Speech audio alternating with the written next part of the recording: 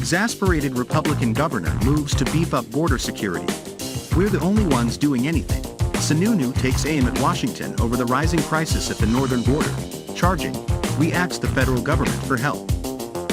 We've been denied." Frustrated by what he argues is a lack of support by President Biden's administration, Republican Governor Chris Sununu of New Hampshire is taking matters into his own hands to help secure his state's northern border with Canada. Sununu announced on Thursday that he'll use $1.4 million in funding from New Hampshire's current budget to boost tenfold patrols by state and local law enforcement along the 58-mile border. While acknowledging that the deteriorating situation along America's northern border is overshadowed by the crisis along the southern border with Mexico, the governor emphasized that there have been more apprehensions along our northern border in just this past year than in the last 10 years combined. Encounters with individuals on the terrorist watch list at the ports of entry on the northern border have doubled since 2017, Sununu highlighted.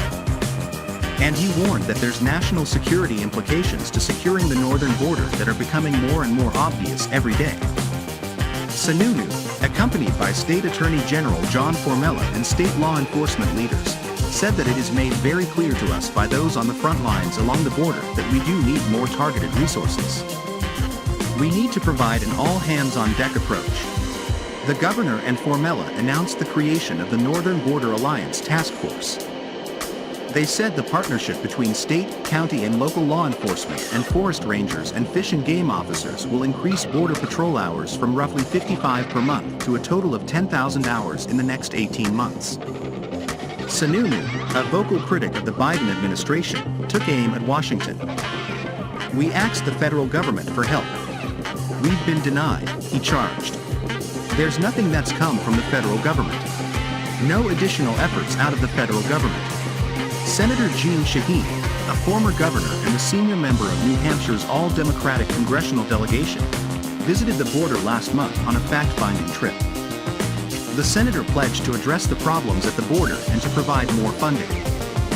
Shaheen and her office also criticized Sununu. "Time and time again, the governor has neglected to fully utilize the money our delegation has provided New Hampshire," Shaheen Press Secretary Ty McEachern told IndepthNH.org. Sebastian Fuentes, political director for Rights and Democracy NH and an immigrant rights activist, reacting to the announcement, told the New Hampshire Bulletin that the focus on illegal border crossings was a manufactured crisis and political stunt. Sununu vehemently disagreed. "I laugh at anyone who tries to criticize us when we're the only ones actually doing anything and taking the issue seriously," he charged. Across the entire northern border from Maine to Washington state, there were 7,633 encounters through the end of July this fiscal year, compared to 2,238 for all of FY 2022 and 916 in all of FY 2021.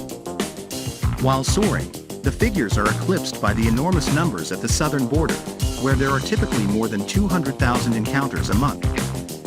However, it still forms a considerable challenge for the smaller staffed areas along the northern border.